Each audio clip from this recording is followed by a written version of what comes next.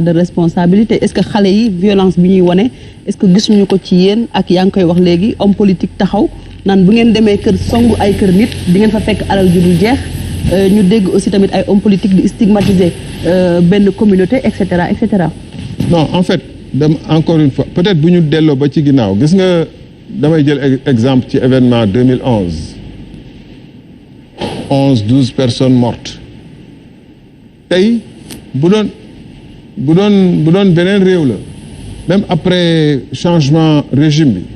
dina am peut-être journée bu ñu leen dédié jéem a xool ñan la y compris les policiers parce que quand même dafa am principe bu ñu doon xeex pour que démocratie Sénégal gën a sax parce que bu ñu duggee fii affaire 20% d'évolution monarchique du pouvoir mais dañ jàll loolu depuis 63 Senghor manifestation yi amoon Majmout Diop élection législative xawma législative 50 et quelques morts da ngay gis Senghor toog banalisé kenn enquête ko donc naam politique bi am na ci responsabilité parce que politique ci Sénégal nu ñu ko jàppee woon même à l'intérieur ci biir benn parti dafa amoon noonoo goo xam ne ay dañ ci doon jamante ay paak di ci reyante baa ngi fàttali ko Demba Diop ñeneen ak ñeneen bëri na ay cas de violence politique gars yi dañ doon armé mais du politique bi rek dama ni suñu histoire Sénégal contrairement à nu ñuy wax souvent dafa am benn forme de violence bu ñuy teg doomu aadama bi ñi société bi xaw ko toléré jàpp naa ni mu ngi remonté am na ci base boo xam ne ci sama gis-gis bu gàttan remonté na ci esclavage boo xam ne tooguñu ba tey def bilan xam nga bu doon beneen société Amérique def nañu bilan esclavage def Martin Luther King Day jël esclave yi teg extra defaat ay loi càmbar affaire bi lu mu ko waral amay excuses yu ñu def mais bu fekkente ni excuses yooyu soriwul mais jéem nañ ci dara mais ñun esclavage bi dafa romb nii mu jeex ba tey defuñu ci benn évolution te am na ay diwaan ci réew mi sax boo xam ne ba tey xaw na des wala nga dem Mauritanie gee dafa sax ba tey donc violence bi nekk ci latente dans notre société envers les faibles da ngay gis yàggul dara léegi la évolution bi xaw a kii rek mais man ba ma gën a nekk jeune da ngay gis ku yor sa jabar dóor ko kanamu ñëpp kenn du intervenir parce que dañuy jàpp sa jabar sa soxna la lu la neex def donc naam les sources de la violence dans notre société c'est pas seulement la politique du rek ci fànn politique mais politique bokk na ci lu ko exacerbé parce que foofu la tension yi gën a bëri gis nañ fii en 2021 l'État a recruté des milices on a vu après dafa jàll nii def ñu ci jàngat ya ca war ak lan moo ko waral et cetera donc oui notre société est violente mais du politique rek parce que si on fait le bilan récent je passe sur les événements sénégalo-mauritaniens mais conflit Casamance bi am combien de gens on a tué égorgé comme ça rek nii rek mais jàll dafa pauvre pêcheur wala pauvre citoyen lambda ñu égorgé la fii booy bu gars yi bu ñuy sàcc il y a moins de 6 mois 1 an am naa benn cousin boo xam ne moom toolam la yor Mboro mais sàcc yi dañ ñëw rey soxnaam rey kiiwam def lu bon soxnaam dem seen yoon violence du politique du ci politique la soxe ko. Donc c'est la société sénégalaise qui est violente. Il y a comme toutes les sociétés pourquoi ñu def ay justice pourquoi ñu def ay police pourquoi ñu def ay centre de redressement société bu ne y a un potentiel de violence maintenant bu fekkente ni mbir moomu dañ koy nëppal xam nga bu amee ci yenn sociétés yi day amay sociologue day amay kii ñu ñëw taxaw def analyse expliquer jéem a dem ci école yi jéem a dem ci télé yi ci rajo yi jéem a expliquer le processus lan moo xew ak lan ak jéem a def ay leçons ci biir je donne un exemple simple boo xoolee Afrique du Sud ba apartheid bi jeexee jéem nañ def comité de justice et réconciliation donte ne fajul lu bëri mais jéem nañu ni dañuy exorciser extérioriser ndëpp daal lañ doon def seen ndëpp social genre ndëpp social ñu nag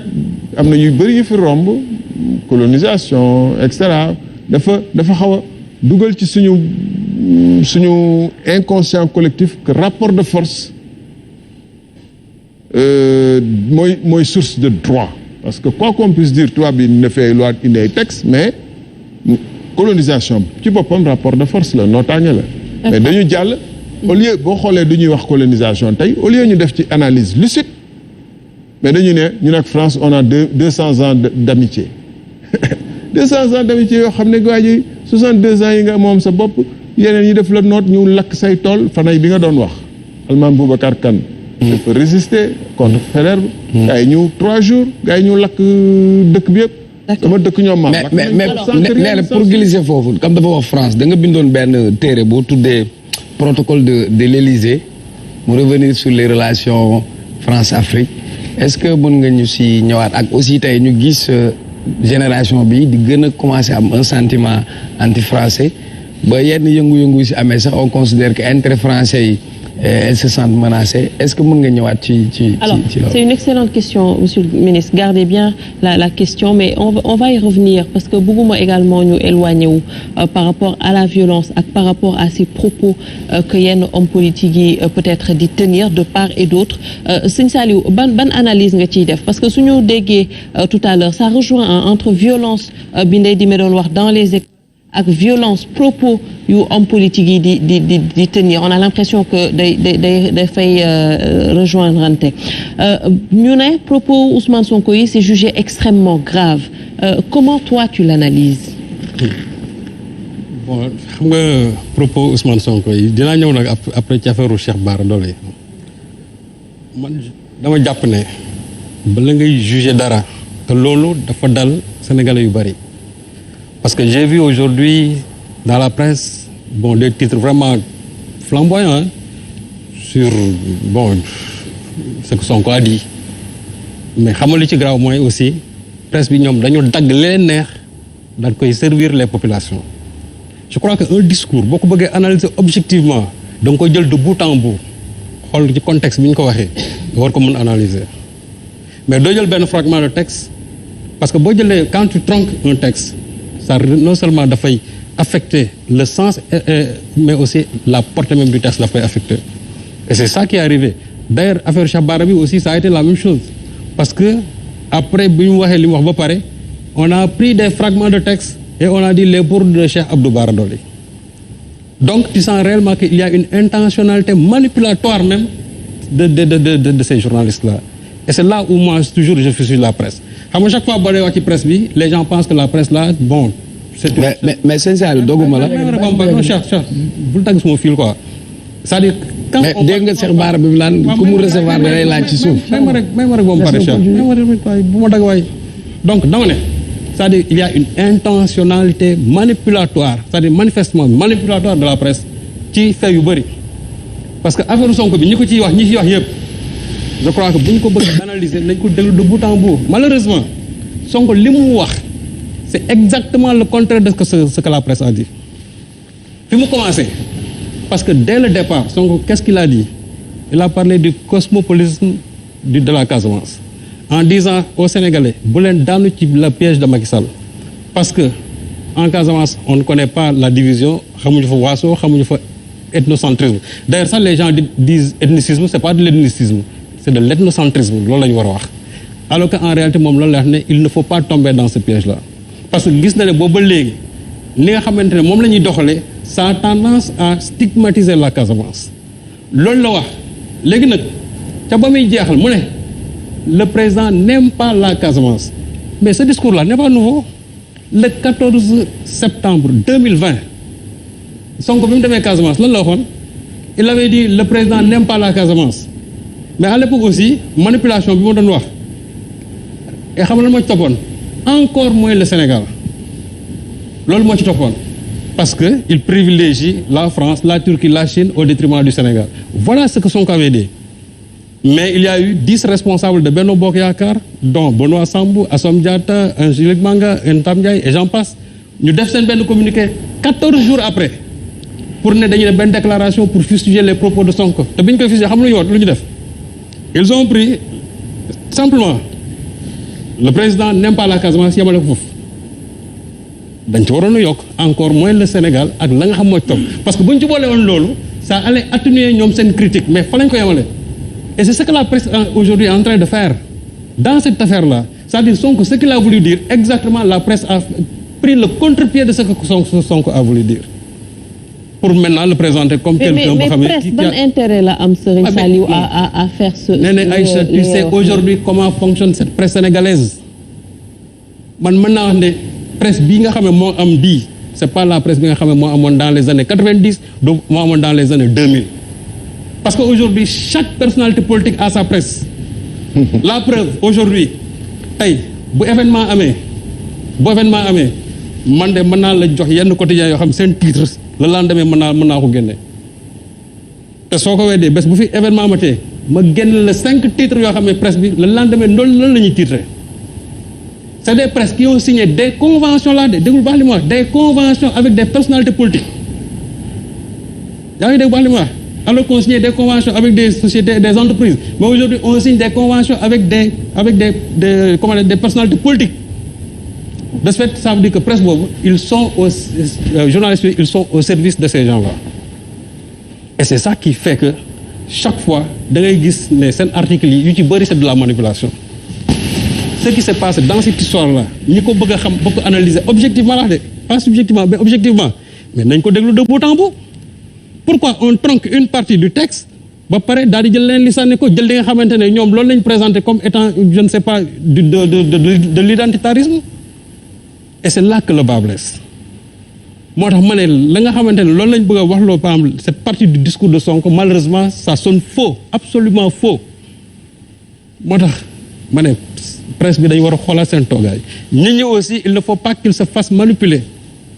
parce que ce discours là xam nga waxoon naa moom laa doon wax léegi ma ne c'est pas un discours nouveau en septembre 2020 wax naa la ne Sonko wax na fi loolu mais ces gens là à l'époque ils avaient dit cela waaw mais li ma jaaxal dans cette chose là les gens s'indignent sélectivement. Comment ça sélectivement? Ah si les gens s'indignent sélectivement. Mais des propos beaucoup plus graves. Ethnocentriques génn na fi. Comme yan sëñ Saliou. Mais quand Aliou Dembourou Sow député à l'Assemblée nationale taxaw wax ne ku contre le projet d'un troisième mandat pël yi jël leen seen i jaas yi ak seen i je ne sais pas quoi digale ko et les gens ne disent rien. Celui qui incarne aujourd'hui l'unité nationale le président de la République en campagne à Matam qu'est-ce qu'il a dit? Matam c'est mon titre foncier ku fi ñëw tu me demandes la permission mais au-delà de chef de Benno Bokk Yaakaar mais c'est lui le garant de l'unité nationale le président ne doit pas parler ainsi et à côté son fou de griot aussi qui yokk ci xarme karaw en disant woy añam tamit titre foncier la bu président de la République et d'ailleurs lui il se permet aujourd'hui de dire à des personnalités politiques maa ngi leen di xaar ngeen ñëw fii pour def seen campagne et les gens ne disent absolument rien ça c'est de l'indignation sélective quand le président Macky Sall allait arriver en Casamance dans sa campagne en 2019 taxaw wax et ça ce sont des propos extrêmement graves parce que ce sont des propos exclusivistes mu ne si la Casamance veut intégrer c'est-à-dire que la Casamance n'a pas encore intégré le développement économique du Sénégal voter Benno et ces propos-là rejoignent les propos de Senghor le 18 février 1978 Senghor waxoon na Casamance à Bignona mu ne leen si vous voulez l'indépendance votez le Parti socialiste mais à l'époque comme que il y avait pas cette presse-là puisque aussi parti politique yi fi nekkoon opposants yi bariwuñu woon noonu bon ça s'est passé mais lu mu jur moo de ñi nga xamante ne le projet indépendantiste nga xam ne actuellement ñu ngi ko doon togg mais quand ils ont entendu ce discours de Senghor ils se sont rendus compte qu'en réalité donc la Casamance ne fait pas partie du Sénégal et qu'est-ce qu'on a vu 3 ans après le conflit a éclaté en Casamance donc si le président Macky Sall reprend presque les mêmes termes de Senghor aujourd'hui en disant cela mais ceux qui luttent toujours pour le projet indépendantiste mais qu'est-ce qu'il faut se dire ça veut dire que oui effectivement le Casamance bokkul ci Sénégal pourtant on s'en est pas du tout offusqué les gens ne sont pas indignés. Je vous dis une chose si demain Ousmane Sonko disait Ziguinchor sama titre foncier la ku fi ñëw da may tàggu ah non dootu ko dolli mais quand le Macky Sall le dit c'est pas grave. Est-ce que c'est pas des propos politiques? Non propos politique amul gis nga xam nga aussi nee na il faut qu'on se dise la vérité il faut cesser cette indignation sélective xam nga mbir mi ci boppam te xamul lu ci gën a grave moo di événement yi nga xamante ne amoon na fi mars 2021 bii les gens quels sont ici que yi doon am fii yëpp yu ci bëri kas yi fii c'était des rebelles yoo xam ñoo jógoon Casamance ñoom ñoo ñëw fii ñoo jiite opération yi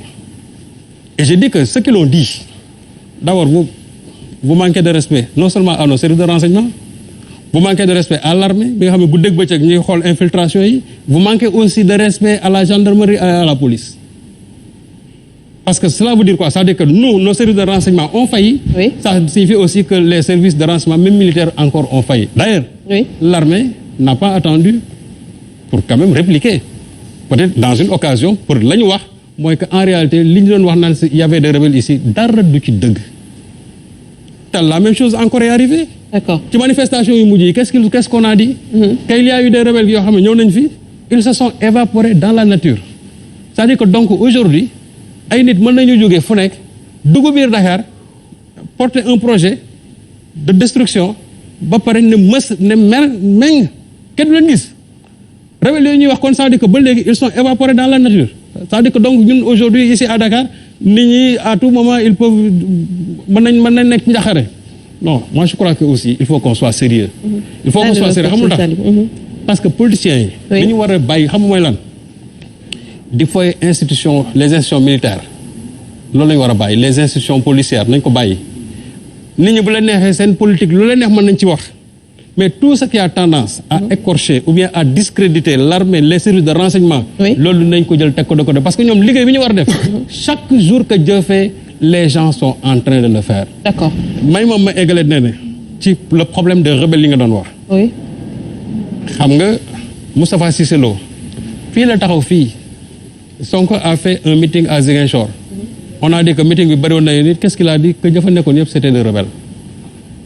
Le ministre Abdou Karim Sall récemment dans sa page Facebook il a dit que maintenant il est sûr et certain qu'il a des preuves que Sonko maintenant c'est un rebelle. La dernière à le dire c'est Assome Diatta. Assome Diatta vient de dire que aussi Ousmane Sonko c'est un rebelle. Et quand ces gens-là le disent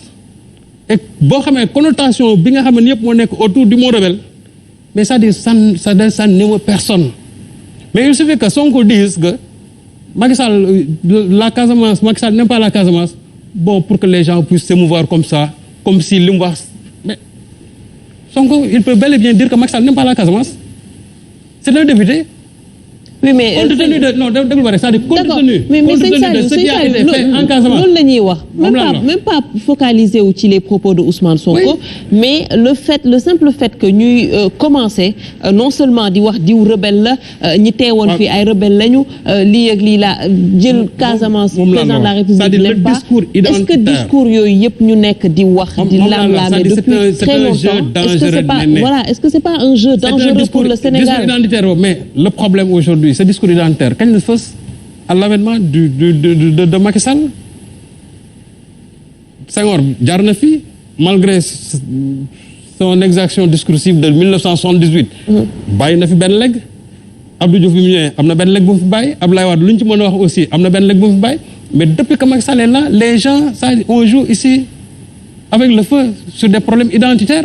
D'accord. Et les gens ne disent absolument rien. C'est-à-dire que c'est là où les gens doivent intervenir. Gis nga quand ça émane d'un camp il faut qu'on ait le courage de dire que hey yéen discours identitaire bi ngeen di yëkkati sa nedoo ko bandum bi ngeen di wax chaque jour jël leen ko ngeen teg ko ci suuf et que à l'opposé quand Ousmane Sonko dit que le président Macky Sall n'aime pas la Casamance que les gens veulent tout simplement s'émouvoir je dis que loolu aussi c'est une condamnation à double c'est-à-dire